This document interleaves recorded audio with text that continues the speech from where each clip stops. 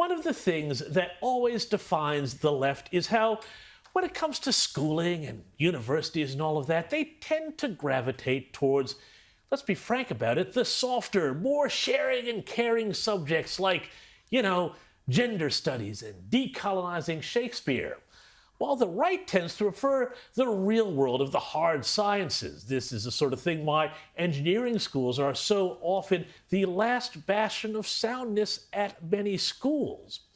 And it also explains this presumably lefty Elon Musk-hating road rager type defying all the laws of physics by trying to take on a Tesla, and, well, they just didn't get it. Have a look here. We see the anti-Tesla truck come flying up here. They're going to try and break short on this, make life difficult for the Tesla driver, and then they are off, and oh, wait for it, they are going to try and make a turn here. They have been harassing the Tesla, and boom!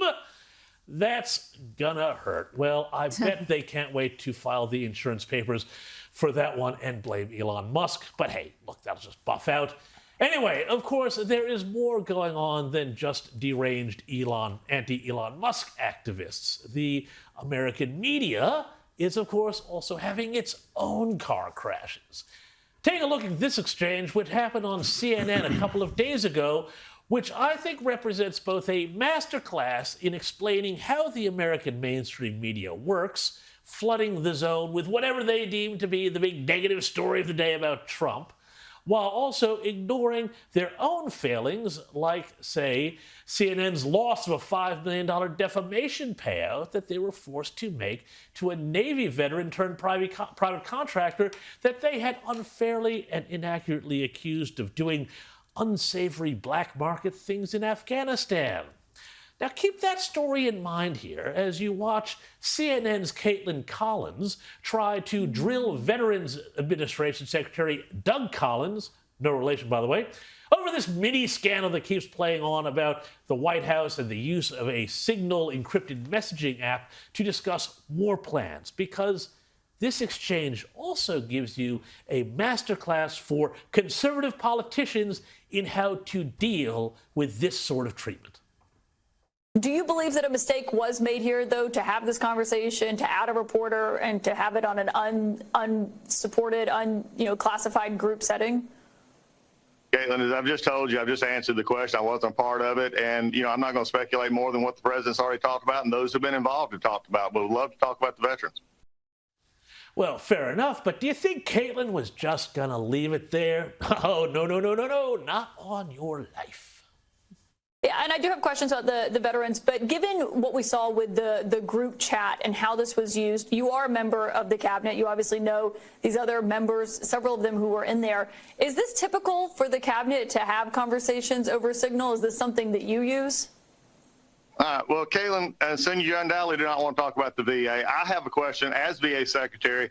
As Cabinet, I want to ask you, because I've been curious about this, because my job is to take care of veterans, and I would like to know why CNN is hostile to veterans, especially one in Florida, where you just had a $5 million defamation suit taking offense at a veteran who was trying to help people. In fact, one of your employees actually said, "We're going to nail him."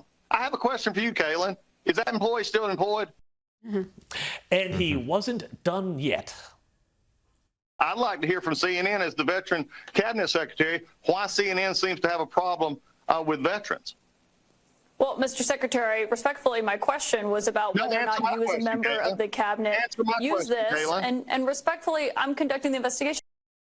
And that, folks, is how it's done. Turn it around, make the media answer the questions that they don't want to.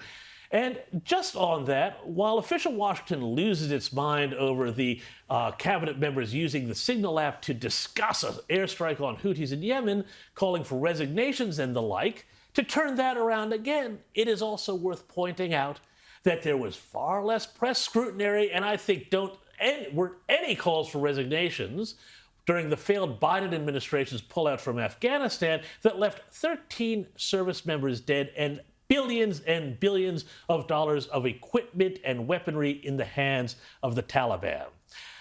I'm not the only one saying that. Here's Vice President J.D. Vance addressing this very problem.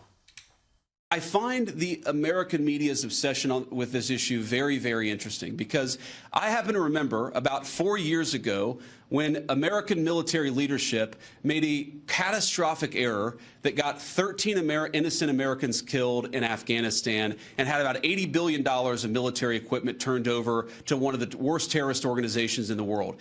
And for years, the American media ran cover for a Biden administration that refused to fire any generals or even launch an internal investigation that was meaningful and substantive about what happened. And now the same American media that covered for the Biden administration after the untimely death and the unnecessary death of 13 brave Americans is really, really interested in forcing the President of the United States to fire someone because of a signal chat. Vance is right. This double standard is ridiculous, and it is why it is important to remember that so much of what we are seeing now, so much of the outrage in so many areas, be it in the media or academia or anywhere else, comes from the fact that everyone in all these institutions had assumed that the Democrat big swamp grift was going to go on forever. And so what did they do? Well, they set up a whole bunch of rules about how things would work and run without ever imagining Donald Trump could ever win and turn the whole power structure around on them. So, sorry guys, but for now at least, it's game over.